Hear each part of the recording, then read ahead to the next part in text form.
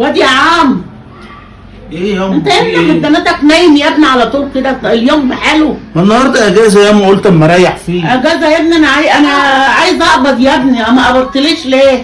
طيب بكره يا ام ولا بعده؟ انا يا ابني الشهر طويل عليا قوي. ده انا يا عمري ما قبضتش من رمضان يا عم.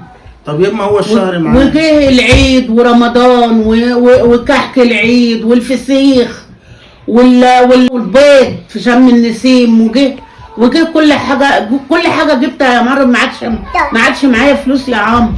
وانت نايم، ما انتش عارف تقبض لي يا ابني. يا اما يعني جت على اليوم اللي قعدته ده. سالفه من خضري، واخده من بتاعه الجبنه، جايبه جبنه وجايبه حاجات، وسالفه منك انت يا معفن. طب يعني ده جزات اللي انا سلفتك وقفت جنبك يا ام؟ طب اعمل ايه؟ معفن. ما هي فلوس عليا يا ابني، عايزه اسد. طيب طب يعني انا صبرت عليك تقول عليا معفن يا يا ابني ام؟ عايزه اسد الفلوس اللي عليا وانت نايم خالص. يعني انت صبرت عليا قوي هتسيبهم لي يعني؟ واسيبهم لك ليه يعني يا ام؟ سيبهم لي، ما انت عارف الظروف اللي انا فيه. بكره هقبض لك ان شاء الله وتديهم لي انا قبل الخضر وقبل بتاعه الجبنه. لا ده غلط الاول. وانا بقى هتخليني الشهر اللي بعده. لا انت عليك الاستحمال.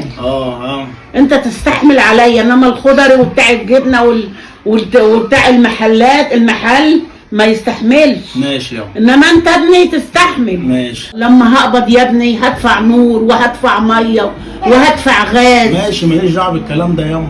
ما... اول ما ينزل المرتب كده واجيبهولك تديني فلوسي. لا يا معفن، مش هديلك فلوس. ما انا برضه عدى عليا رمضان وعيد وكحك وعيديات. بكره يوم النهارده اجازه ومش قادر انزل النهارده، عايز اريح فيه كده. يا ابني ده مكتب احلم، بستنى يوم واحد كده في الشهر يعني بفرغوا الصبر. خلاص ياما خليها يوم اتنين، ما فرقتش من يوم. من يوم. سيبيني بقى في الاجازه دي اريح كده فيها، مش لازم انزل واقف في زحمه المكن، تلاقي مصر كلها بتقبض دلوقتي. ما انت اصلا معفن. برضه انا معفن. معفن. ماشي. ما فيش منك منفعه. يلا يا عم روح. طب هاخد فلوسي اول ما تقبضي. ان شاء الله. ماشي يا ام. اما سد الناس الاول.